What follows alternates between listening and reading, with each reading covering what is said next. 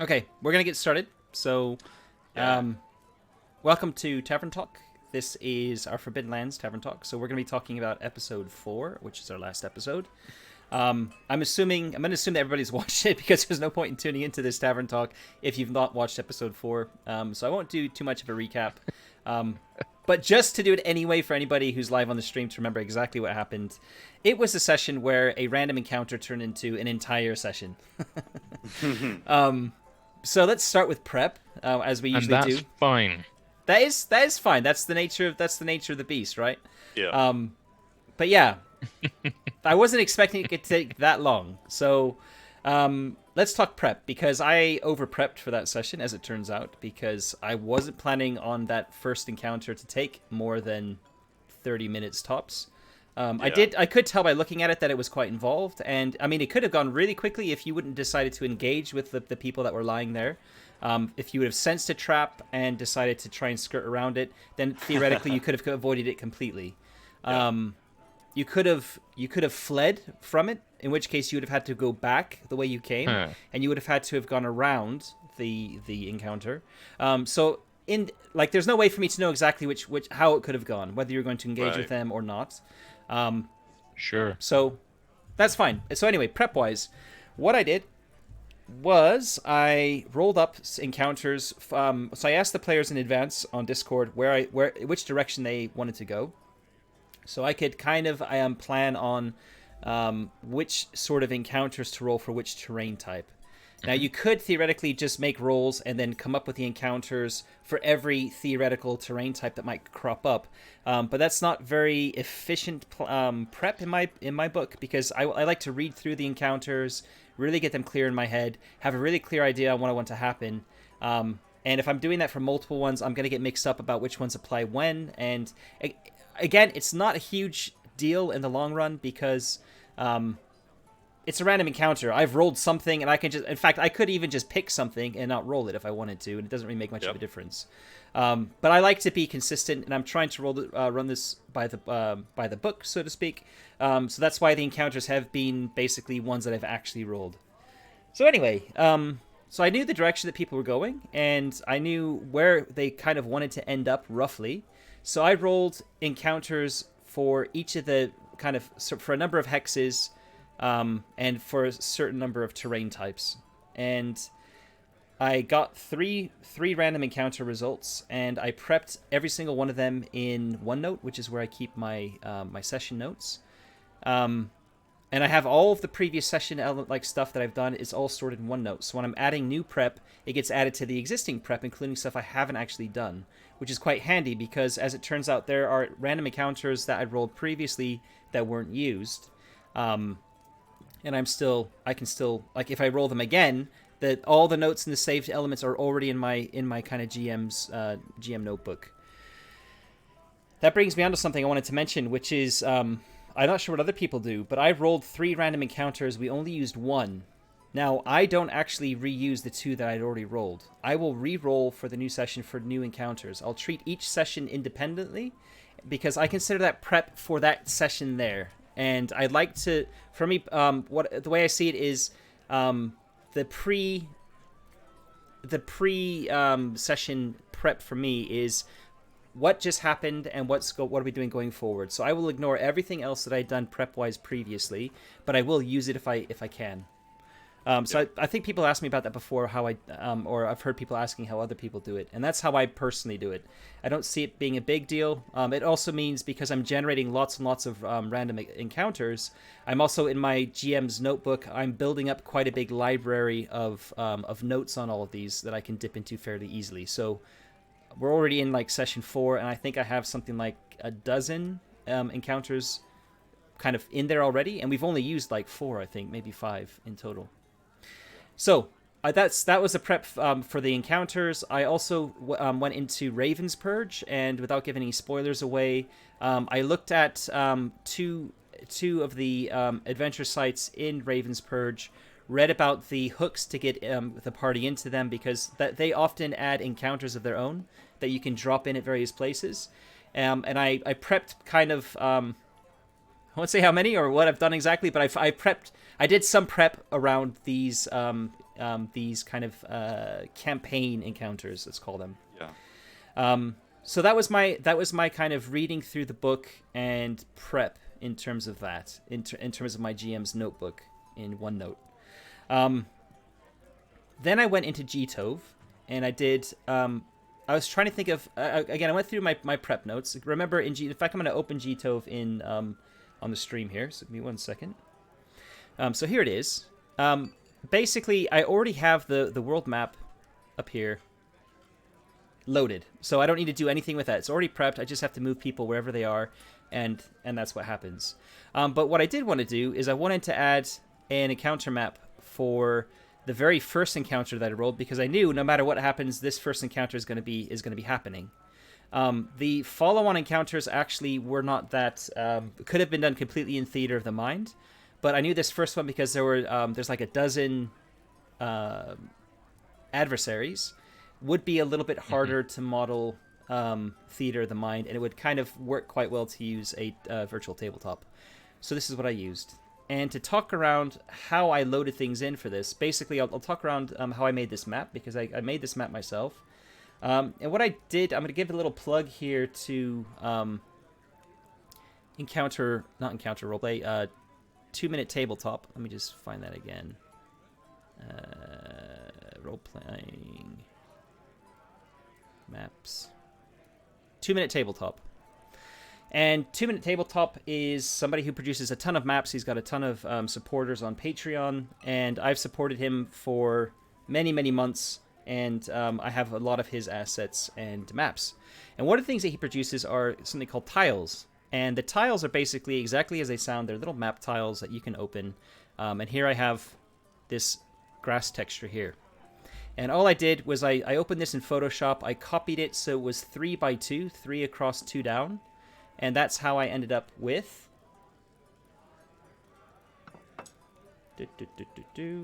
that 3 by 2 map there.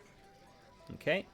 Then what I did is I went into the assets folder that I've got here. Whoops, for 2-minute tabletops, and I have one here called Camps and Bandit Camps. And in Bandit Camps here, I've got all these different 4-wheeled wagons. So I just grabbed one of those as a PNG file, dropped it into Gtove. Dropped it into Photoshop, sorry. And then I also have some horses. Where are the horses? Are here. So I grabbed two of the different horse assets and dropped them into Photoshop as well. Okay, so I pulled all those into Photoshop, and then basically, as you can see here, dropped them onto the map, moved them around a little bit to get them where I wanted. And then, because they're on a separate layer in Photoshop, in the layer below them, I just got a paintbrush, turned it to kind of a blood color, and drew blood around, like under the horses, blood around the cart. And then I thought, where am I going to put 12 people, or like 11 people? So I drew 11 kind of blood splatters, like this, just freehand, roughly circular shaped, knowing I could move the tokens around in Gtove to kind of sit. So if I show you, they kind of just like sit a little bit in the blood, like that. So they're just sitting on top of the blood icon. And that's it. I saved it as a JPEG, I think, or maybe a PNG, I can't remember. And then I pulled it into Gtove, threw some tokens on it, and that was my prep done for Gtove. And I think that's all I've got to say on that. So people do occasionally ask me about how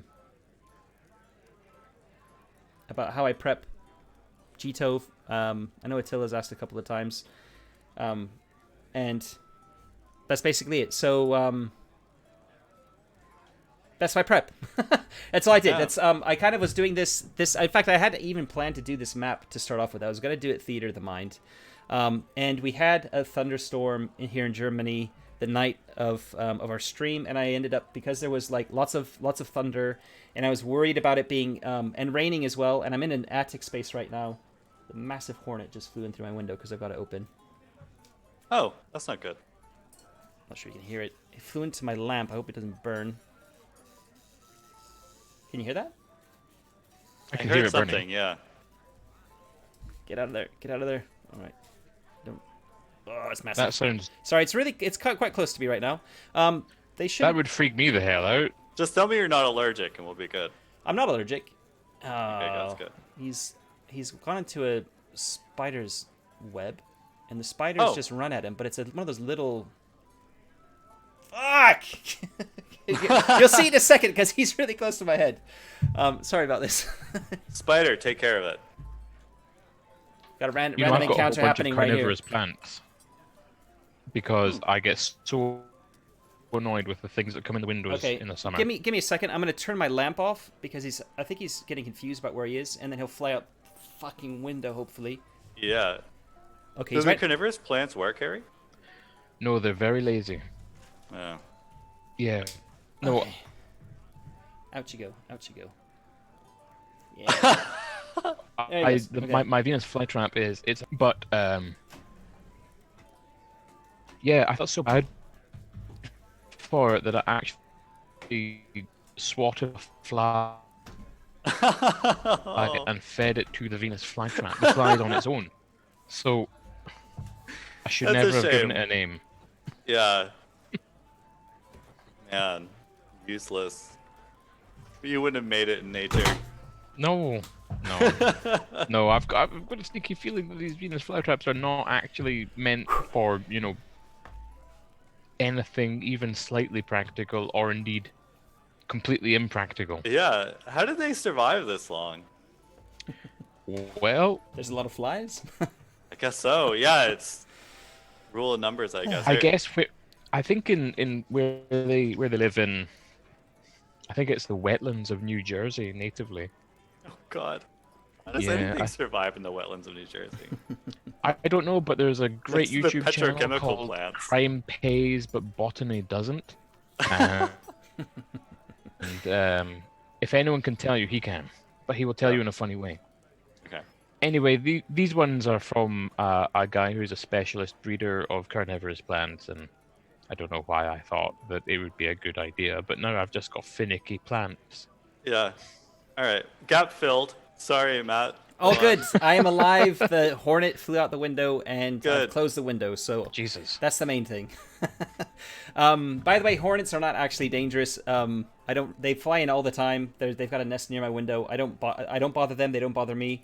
But it's when it flew into the lamp and was getting burned in the lamp when I thought, okay, he could be a bit angry now, and then he might sting me. So Yeah, yeah. I don't want to be stung by a massive fucking hornet. No. We like them because they actually eat Yeah. wasps and they eat flies and No, stuff. a wasp so- is bad enough. Yeah. Yeah. Getting stung by a wasp is bad enough. I imagine a hornet is considerably worse. Yeah, I don't want it to happen, but On it's the like plus side, it's it like means that big. the So. air quality Oh. in your area must be really nice. I live in the countryside, so like we got all sorts of Yeah. big stuff. Anyway, back to Forbidden Lands. Forbidden Lands. This is now an entomology podcast. Well, there are insectoids in Forbidden Lands. There are which insectoids. I haven't used yet, and I want to use. And We if they might- show up in our campaign, I wouldn't feel sad. Well, you know, you were near the wetlands where there probably would be some encounters with insectoids, but anyway, we won't go there. Anyway, we'll see. So my prep, basically, the one thing I was saying before the hornet flew in was I had actually not planned to prep this at all. I was going to try and do it theater of the mind because I kind of ran out of prep time. Yes, we will. Yeah.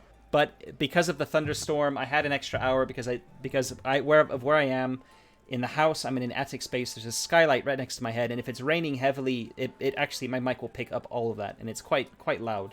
And if there's like a thunderstorm as well, it could be. Eric was saying, well, it's quite atmospheric. Just go for it. But I also don't want to be like struck by lightning and have my computer get fried. So that was a big consideration. So anyway, the rain okay. stopped, which was perfect, and I was able to carry on, and we just delayed the stream by an hour. So I had an thought that hour. was a myth. Being struck by lightning. No, like if lightning strikes my house, and my computer's running, apparently your computer can get damaged. I don't know if it's from the Right. power being cut. I'm not talking about me getting shocked or anything like that. I think that might be a myth. No, I get you. I'm talking about like the appliances. Yeah, I don't know. Anyway, for me, it's like I don't want to risk it. Let's No. wait. Let's wait an hour. It might be a myth. In fact, I'll look that up afterwards as well, just to see. You know guys what? know. I bet somebody who knows is probably someone who listens to Forbidden Land. So anyway, I'd some agreed to person. delay the stream by an hour. Then the rain stopped, and I had like an extra almost like 40 minutes. And rather than starting the stream early, I thought, why don't I just quickly prep this map since I've already announced the delay to the stream, and so that's what I did, and I had time to make this map. So normally I wouldn't have done this much effort. Anyway, that's it for prep. I can stop talking about prep now. We can start talking about stuff that actually happened in the session. There are quite a few little points I wanted to bring up here. The first one is group combatants. And for anyone who watched it, you'll know that I ran every individual one of those combatants as a separate character. Now, they shared initiative, so in fact, if I bring up the G-Tove map again, and you look over here at the initiative tracker, I have 2 slots in the initiative tracker. In fact, I had 3 slots in the initiative tracker originally for these NPCs. So I'd split them. There were 12 of them. I'd split them into 3 groups of 4 for the terms of who's acting when in initiative. And I had them attacking basically in 3 different clumps, 3 different groups of people. So I was already treating them as 3 groups of combatants. I was having them more or less focus on the same person, more or less. I think I did split them a little bit in a couple of occasions. And it basically wouldn't have been much of a stretch to just think of it as, why don't I just roll them as a group and not roll them each individually? So instead of rolling 12 times every round, why don't I just roll 3 times every round? And it's perfectly reasonable to do that in Forbidden Lands. In fact, the rules kind of give you the tools to do that when it talks about group actions. And the way you would do that is you would treat a group as one person, and every person extra in that group can just give help to that one person. In which case, with a group of 4, that would be a +3 to every time they were attacking. Now, this would mean that they would be pretty effective. It probably would have been a deadlier combat for our party if that was the case. But I also wanted to contrast the 2 approaches, because I will be doing group attacks like that in a future encounter if it's appropriate. And by running it like this first and having it take quite a long time, and also it felt like you guys are all relatively, you've only chosen 1 talent so far, no skill advances. None of you have taken additional like combat-based talent advances, so you're pretty much combat-wise exactly as you were at the start of the game, right? You haven't really got much more in the way of equipment or anything like that. Yeah.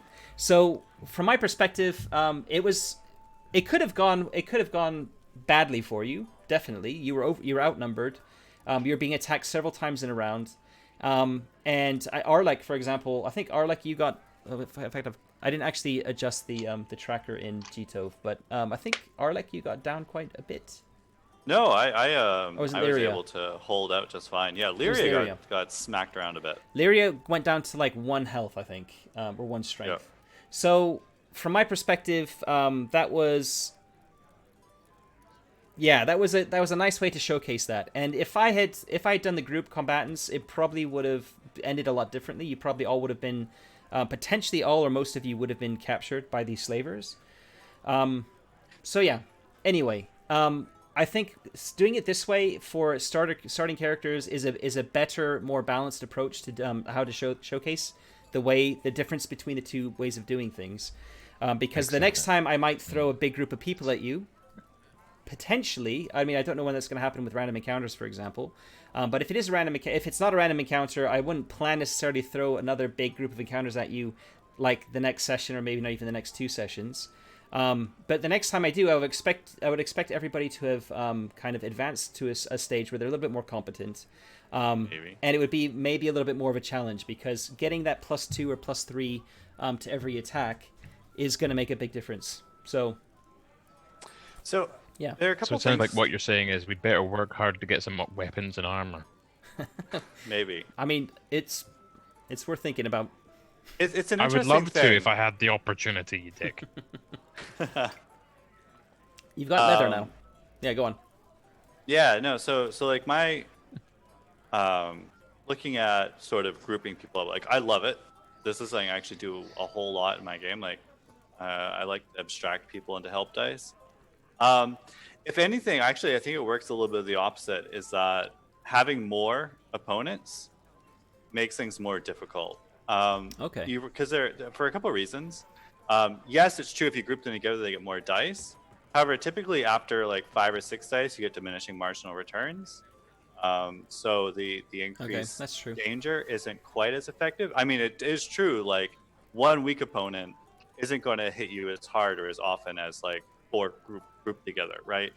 However, the way the action economy works, if you group them together, then a single character can defend themselves much more effectively.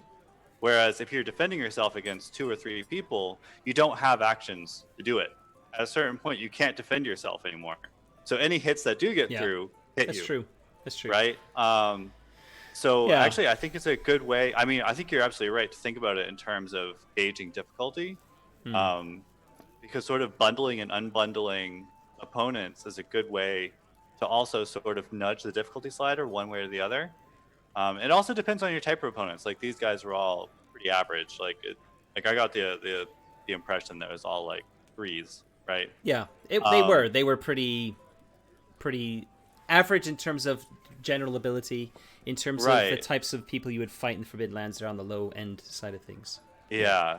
Yeah. So it's tricky. I mean, I don't know. I was pretty freaked out during the fight, like for the character. I mean, we were outnumbered heavily, and so I was worried about how that might go. So like my thought process during playing it was like constantly thinking about like how do we sort of swing this in a sort of morale sort of way, because if this goes on much longer into just a brawl, like we're not going to win. Like eventually numbers are going to tell.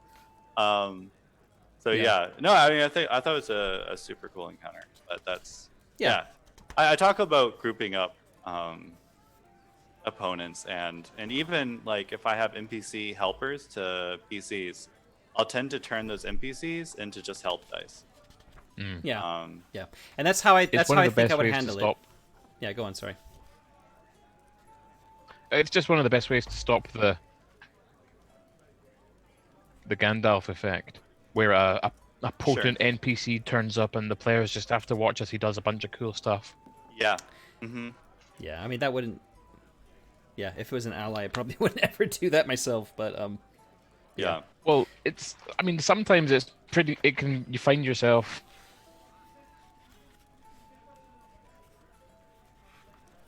in a situation Sometimes. where the players are. You just. It happens sometimes that you end up not being fully able to control whether or not there's an NPC tagging along. Yeah. And for a long time, I've always just done. Well, the NPC does whatever they would do. yeah, sure. I'm thinking of it more of a But I think Deus Ex Machina sort of situation where, which is how I kind of see Gandalf in many situations in the Lord of Yeah. the Rings, where he's turning up at opportune moments to bail. Think of the Hobbit when they're all on the tree and the wolves are below them and there's a forest fire and all the rest of it. And the wolves were just waiting for them to fall, and then Gandalf turns up on with the eagles and spirits them away to the eagle's nest, and it's kind of like that. That's classic Deus Ex Machina, where it's like the heroes are doomed. What's going to happen? And it's like, oh, they're like the heroes are fine. the magical wizard turns up and rescues them right in the nick of time. I don't tend to do that. I would do I that love the bit where he occasionally. literally turns up on a white Yeah. horse. So I tend to not do that in my games, especially in a gritty game like this. If I was running something for like my wife or my son, then I probably would be more likely to do something like that, or something a little bit more fun, where I think like death, or if I think death or something really serious might not be a fun thing for the players, and maybe I would have something like that happen, usually with a cost. But yeah, Forbidden Lands, I wouldn't do that anything. But yeah.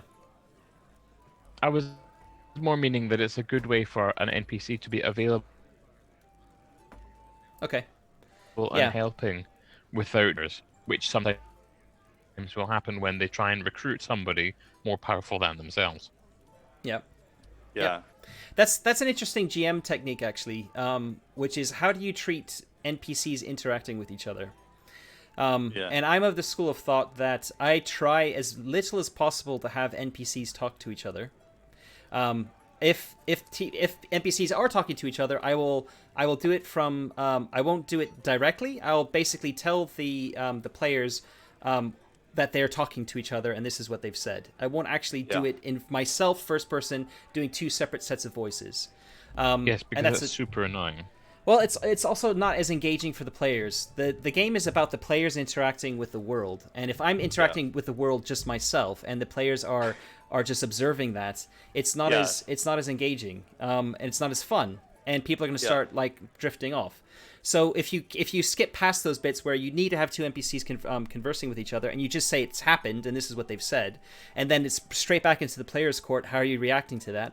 You're basically keeping the ball in the player's court, and you're keeping the game focused on the players. So also, I kind of see that sort of that dialogue thing as a wider NPC choice, and if I was to have an NPC kind of tagging along, they would more or less maybe not necessarily be acting in character, if that meant that they would be, if I would be having the NPC saving the, like, I don't know, like the NPC taking the spotlight away from, like the allied NPC taking the spotlight away from the PCs, while because of the same sort of perspective, but I don't know. It depends on the situation. And like sometimes like some NPCs you will want to let them have the spotlight because they become a memorable part of the campaign, right? So it depends on context, I guess, but I mean, this is a really good strength of Year Zero in general, is that they suggest this, that to make NPCs not disposable. Make them not disposable? Yeah, sorry. It's probably irrelevant to what you're saying. I think I've chimed in too late. It's okay. I blame the internet. Yes. No, I was just gonna say that. Yeah, I 100% agree. If I'm ever find myself into a situation where I'm like rolling against myself, I'm like, I'm ending this right now because this is stupid. Like, I don't want to ever do that. So I will turn NPC allies into help dice. I will, if there's a sort of, if I want it to be sort of random, what's happening between like two NPCs, I'll like roll a single die and decide what I think is the outcome or what fits best for the narrative or something like that. I'm never going to be like rolling attacks, and if it like, that's just not, I am not interested in that at all. And I think that's true as well with the dialogue. Like every once in a while, I can see the point of like actually saying things in dialogue between, but again, the same. I don't like doing it. I do it occasionally too. I think it's something for me that I aspire to. And like now that I've said it, people might be screaming at me in chat in future if I actually end up doing it. But it's something I try not to do, and it happens more in. I've noticed in like when I'm running one shots for Mud and Blood, where I'm actually running something published, where I revert to it a lot more because I'm actually not. I don't want to do my own thing for that. I'm actually testing a system for a review. This is a very specific use case, and in those cases, I will, if they have dialogue boxes to read through, which I normally hate, I will actually read them because I want to see if it's as bad as I think it is. And that's actually what the designer wants me to do in their adventure. But for things like this, where there's a very big emphasis on not sticking to scripted like dialogues and stuff, then I don't think I would. But there are some scripted dialogues in Ravensburg. So. Yeah, I mean, I think at times it's appropriate to do that in dialogue. But yeah, it's not what I do naturally. Okay, let's move on from group combatants and just group roles in general. Sure. Hey, Ed. Next on my list is the fleeing rules. I had the enemies flee at a certain point in the encounter because I wanted a couple of things to happen. First of all, I don't believe that anybody would continue fighting when they felt that the tables had turned, whether that's a dumb beast or a sentient person of some kind.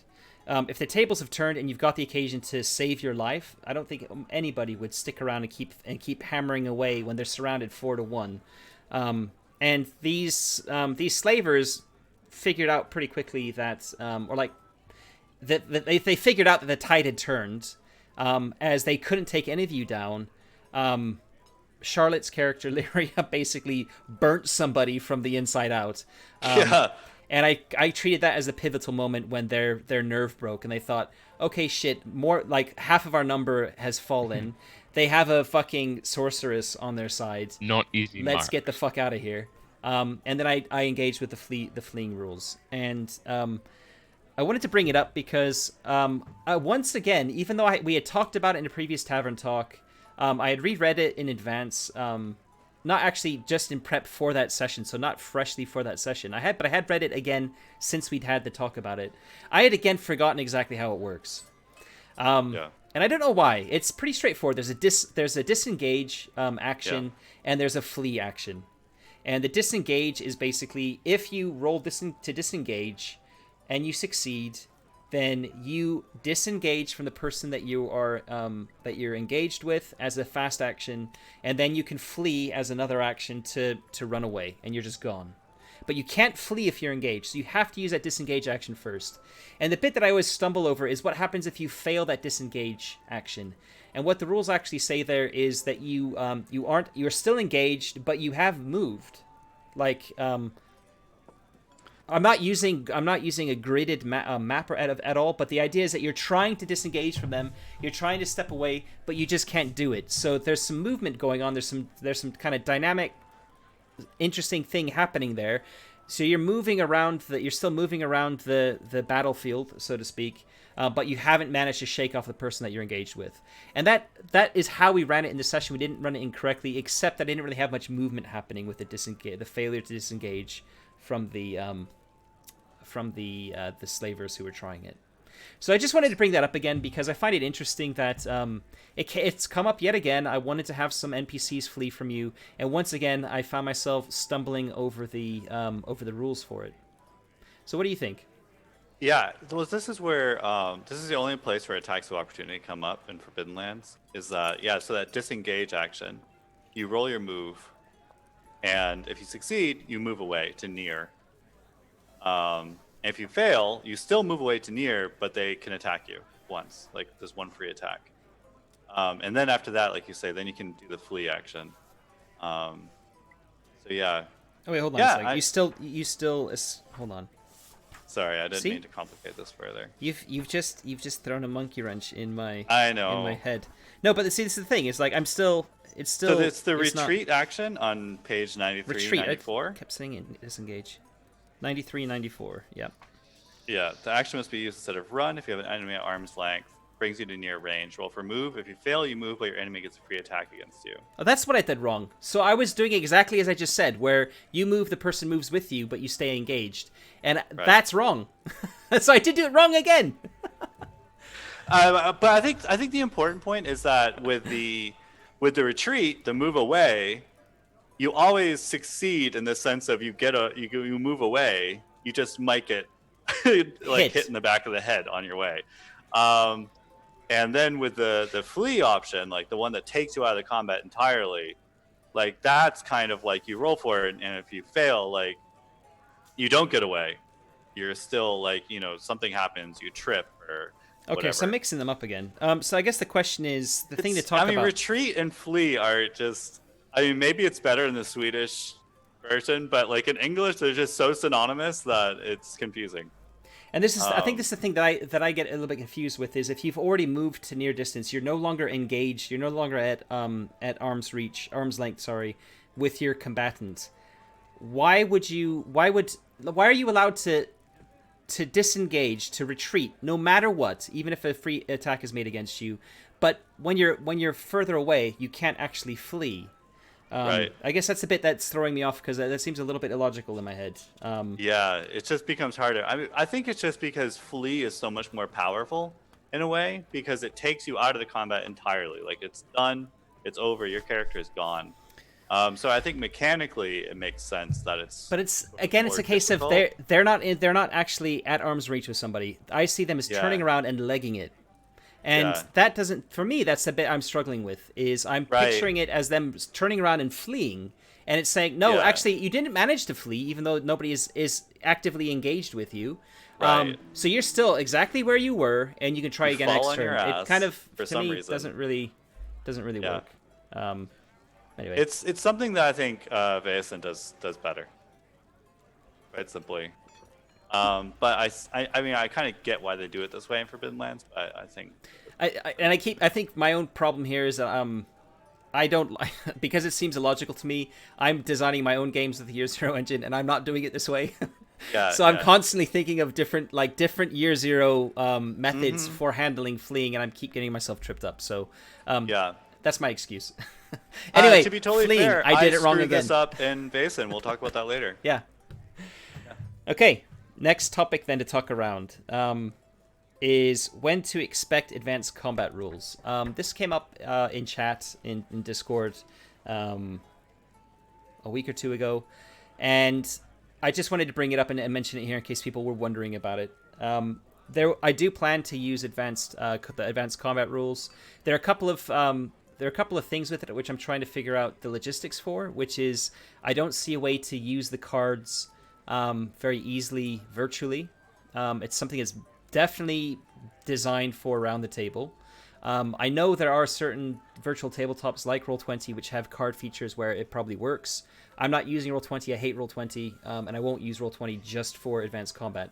So I have thought of some solutions about how it works, and part of it will be I hold two cards up like this with their backs facing the camera, and I'll say, okay, this is the first action, and I won't turn it around, and I'll say, you just tell me which action you're doing first, and you know I can't change it because I'm holding it up, and the player will tell me their action, and then I will show them what this one is, and that seems like the easiest way to handle it. Anyway. I am planning on using them, but again, this is a game about teaching the game to people watching as well as just playing the game. And a big factor behind that for me is introducing advanced combat scenes or the advanced combat rules when they're appropriate. And for me, I only think that they're appropriate in big showdowns, duel style encounters with like more important characters. It wouldn't be within random encounter with some average level slavers. It wouldn't have. The bog octopus would have been a good opportunity to have used it. The bog octopus was the first monster that we've had of the campaign, and I wanted to run that a little bit more vanilla. Also, I think advanced the advanced monsters anyway. It doesn't. You're right. It doesn't anyway. So I couldn't have used it. Right. So it is actually only. It would be with bigger. Yeah, there are some characters in the Raven's Purge campaign that if you decide to fight them, we would definitely be using them. Okay. Let's just put it that way. So they will make an appearance at some point in the future, but they're not going to make an appearance often. I only see them being appropriate in specific pivotal scenes when you want to really slow the game down, because it will slow the game down. You kind of turn the spotlight on the people involved, and it becomes its own big thing. So I just wanted to quickly mention it because it has come up a couple of times now since we've started the campaign. Fenhorn's got a good point there, which is if somebody else has all the cards, or I guess if I have all the cards, which I do, I can just show them on my face cam. Anyway, we'll figure it out. I mean, there are different ways to handle it. If it comes up, and I think it's going to come up in a session, then I will do some prep with all the players as well, so they're aware of how it works too. Yeah. Okay. Forgetting about conditions. So Eric's character Arlek is sleepy because of the bog octopus. He got a mental trauma, which is basically that he's afraid of sleeping at night. Yep. And therefore will only sleep during the day, and he hasn't had a chance to sleep during the day.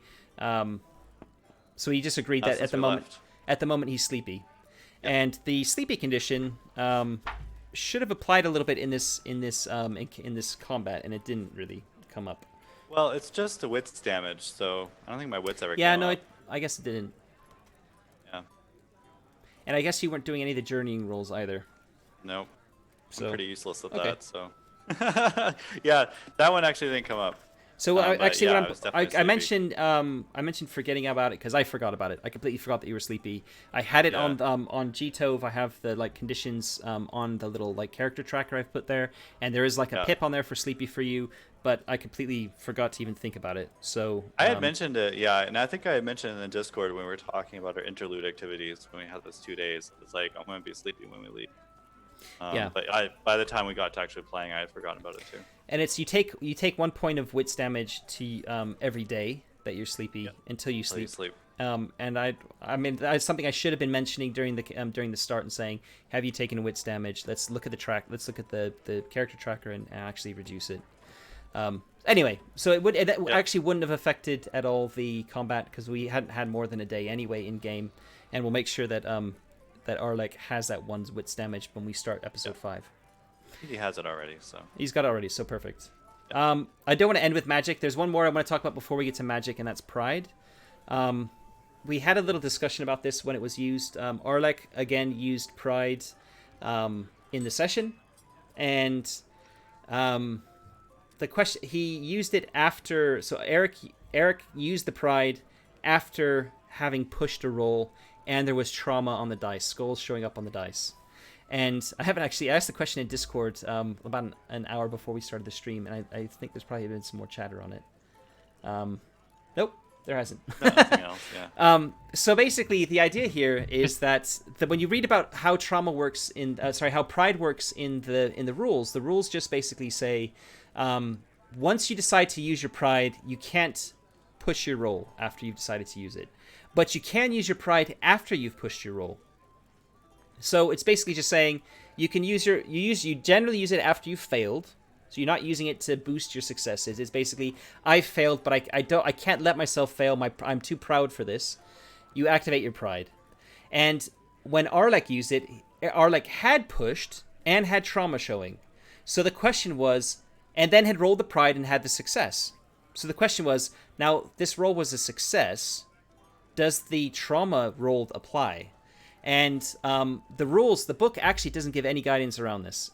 So Eric and I, since Eric's character was the one that had this was happening to, we discussed it very briefly during the session, and we agreed that the trauma would apply, even though the action succeeded. And the reasoning behind that is that Arlek had pushed himself to the point where he had hurt himself.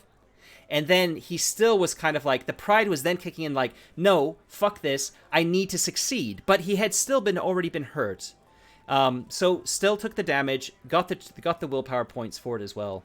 But the pride allowed the action to actually succeed. Because this isn't discussed in the rules, I'm sure people will have different interpretations on how they want that to apply. But I wanted to discuss it here during the Tavern talk because I still stand by that decision. I still think that's the right way to handle it. But having discussed it on Discord in the Year Zero Worlds server, the first person to reply did say it happened once in their campaign and they decided not to have the trauma apply. So there are occasions where people are ignoring it. Fenhorn, who both Eric and I were interested in what Fenhorn would say, has just written in the chat here that, of course, the damage will apply. So Fenhorn agrees also with how we've approached it. But again, I'm not saying it's one way or the other. I just think that... for me, that's the logical interpretation of the rules. Yeah. Okay. So that's pride. And did you want to mention anything about that, either of you? No, I mean, I think we've covered it. Like, I think the one thing about pride that surprises me is that we've had 4 sessions, we have 4 players, and it's only been activated twice in total. And I think it was both times it was me. And it was you both times. It's a way to, if you activate your pride, you will get an experience point at the end of the session. So, and we need to do experience for that session. We haven't done it yet. Oh, we can talk about that now too, I guess. We'll do that at the end. The final. I would like to be able to use my pride more. What is your pride? But, that I can endure any wound. Yeah, it's a tricky one because like you want to be like, oh, well, I can just. Yeah, it's not. I don't know. It's not really where I originally wanted to go. I'm thinking about when you would roll for it as well. I don't see how. I'm also really struggling to see how I could ever apply it. Yeah, I'm so struggling. As we've been playing, I've been struggling to think, how could this ever apply? So here's my idea: is if you ever have damage, and it's just sitting on your character sheet, and you have to make a roll, no matter what it is, just be like, I can endure any injury, right? Like it doesn't matter that I'm hurt, I can still do this. That's a good idea, right? Yeah. And then you're. No, that's a really good idea. Go. And a really powerful way that's to much use your more pride. Yes, actually. That's true. So yeah, like you Yeah, have this that's good trauma, advice. which is Thank you, reducing Eric. your dice pool, but then you can roll your pride. Yeah, I so think that's a good way anytime to you're do rolling it. your dice pool and you have trauma of some description Yeah. applied to that roll, you could theoretically use your pride. Yeah, I mean, yeah, I mean, You might want to it cap should the use of probably that. maybe be agility or strength, but Otherwise, I'll be racking up crazy amounts of experience. Well, no, because that's you can only use impossible. it once per session, right? You can only activate it once per session. Right. So it is right. capped. So don't worry about that. Like if you're using it once per session, that's absolutely fine. I have no issues with that.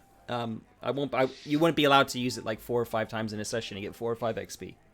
Right. Well, And you're as Eric has just said in the chat. Come on, you're our tank. So That was it. power through. It's a good one for your character. So I think let's just try and tap into that. Try and remember yourself to use it. Pride is definitely one of the things that myself as a GM, I probably should be making more of an effort, especially for those of you who haven't played Forbidden Lands before, to remind you about it. But I'm firmly of the camp that I've got so many other things to keep track of that those sorts of things are your characters, and remembering your talents, your pride, all that sort of stuff really is up to you to remember to use, especially as some of them relate to experience points. Anyway, cool. Let's talk about magic. We'll talk about magic, then we'll talk about experience points, and then we'll be done. We got about 10 minutes to go, so perfect. I think perfect timing. I wanted to talk about magic because this was the first session that magic was actually used, and it was quite dramatic. Charlotte's character, Lyria, as I've already said, used Immolate to basically set somebody on fire from within. And it was a pivotal moment in the encounter where the will because also a number of the slavers had already been taken down, about half of them roughly, and then they had just witnessed one of them basically bursting into flames from the inside. I made that a pivotal moment in the encounter where they were like, okay, we have to get the fuck out of here. As a result, I also didn't mention this. I wanted to give each of you a reputation. I was actually debating this, whether it would be each of you. It would just be Lyria would get a reputation. It might just be Lyria. So I'm still debating that because you're a group, and I have to think about how they would be carrying the news back when they fled from you. So somebody will be getting at least one reputation for that encounter. There's also potentially a reputation coming to the group for the bog octopus encounter. So I've kind of forgotten about the reputation a little bit, but there will be some to be handed out. I'll decide on that, and I'll bring it up at the start of session 5. If I forget, please remind me. Yeah. But the way I'm leaning towards it is that all of you will probably get one reputation for the bog octopus, and because you were all involved in the fight to take it down, even though Lyria finished it off. Eric definitely would be getting some because he kept it at bay long enough to not have the animals be eaten and kind of sacrifice himself and came out the other end alive, which definitely you'd be getting a reputation for that. And then for the slavers, as I've said, I have to debate whether it's going to be all of you getting a reputation for that or just Lyria. And I think probably because of how it happened at that pivotal moment, the word is going to spread that there's this sorceress who can burn people alive. So it probably will just be Lyria getting a reputation for that. Okay, but in terms of using the magic, we ran it by the book. It was there were a lot of actual interesting rules being used here. Charlotte, it was the first. She's only got one rank in blood magic, and she wanted to cast a rank 2 spell, which means that she had to do chance casting. And by doing chance casting, you can actually cast a spell one rank higher than your magic path's rank. So she's like rank 1 for Path of Blood, and she can then, that means by taking this chance casting option, can cast spells up to rank 2 in her path, and also the general's magic spells. The cost for that is that she automatically has to roll a miscast, and because of that, she then plugged a lot of willpower into powering up her spell. And because basically the idea is the more willpower you put into a spell, the more likely a mishap will occur. But if you're already accepting that mishap by chance casting, you may as well plug as many willpower as you want into it. It doesn't actually matter. She made the roll. She got, I think, one additional 6, so she got like an extra power level on the spell that she cast. Plus, she had plugged like I think 3 willpower points into it, and she gets an extra willpower point for being a half elf. So she was doing a ton of damage. In fact, she did overkill damage based on the combatant strength level. Which after she'd done it was like it was so thematic anyway. She wanted to go over the top. Let's do this over the top. So yeah, it was good, and there was just a lot of stuff happening there, and with the magic and interacting with that, and I thought that was a really cool first spell to use as well, because it was quite dramatic. She wasn't playing it safe. She wasn't trying to reduce anything happening. She's like, no, fuck this. I'm gonna take a mishap. If I roll a 66 on this, then I am fucking gone. Yeah, that was baller. That was awesome. And yeah, it was awesome. So yeah, I was quite impressed with that. Yeah. And that was magic. So that's where I want to end it. The last thing I want to talk about was XP. We didn't talk about XP at the end of the session, and if I go down the list, then just to quickly talk around it, open that up very quickly. It's at the end of the character section, or your adventurer section.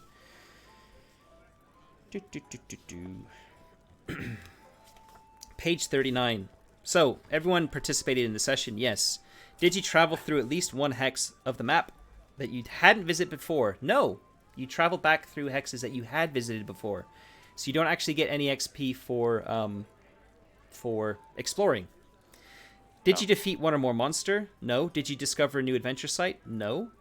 Did you find a treasure of 1 gold or more? No. Did you build a function in your stronghold? No. Did you activate your pride? Yes. So 1 for Eric on that one.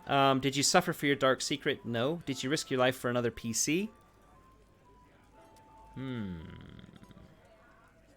That's always a tricky one. Like Sort of. Not Not in the way that feels very I'd say direct. no. I would say no. I feel like what they mean is like when Key jumped into the pit Yeah. after Yeah, Kark, exactly. right? Like in a normal combat where you're kind of sharing like the flow of battle, I don't see it like that, especially against low power. Yeah. If you're fighting a monster and somebody threw themselves into like the monster's maw to save somebody else, like that would definitely be something. But against a bunch of like low level to use a horrible term, against of lowly slavers, I wouldn't grant XP in this case, I don't think. or like there are talents where you can put yourself in place of someone else. Like maybe then, but Yeah. yeah. Yeah.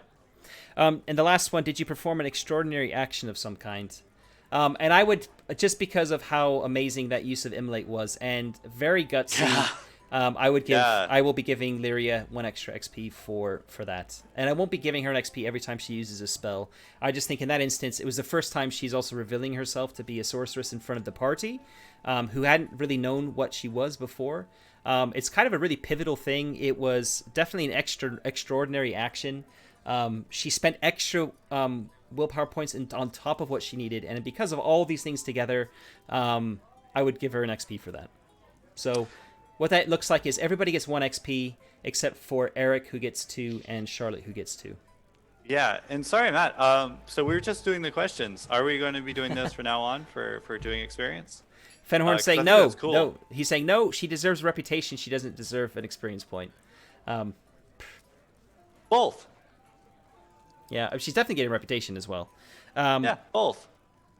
I don't know. I think it's an extraordinary. I think that action definitely deserves an experience point in my book. So, yep, I disagree with you on that one, Fenhorn. So yeah. Okay, just this time. Yeah. Yeah, it is just this time. I will make this very clear to Charlotte that every time she casts magic, even if she's over or chance casting, whatever, she cannot expect to get an experience point. This is a one-off thing because she had been looking for a chance to use it, and it was quite pivotal in the scene and everything else. So, anyway, cool. So that's how XP would have been worked out. Eric, what were you just saying? Oh, I was just asking. I mean, we had been using like this alternate XP scheme. I actually prefer us doing the questions, but I just noticed that was a difference. Oh shit! Yeah. No, we did talk about homebrewing. I think it's better to go to the questions. Honestly, I think we might be changing it from here on out because I've come around to the questions as well. Me too. Because it's when we started playing Vazen again and going through the questions. Like I actually kind of like this. Yeah, it's good. So, yeah. I'm just aware that because I was reducing the XP spend, I gave you some 2 additional skill points at character creation to compensate for it. So, but fuck it. It is what it is. I think we'll revert back to it. And I like that. I don't think our characters can be construed as OP.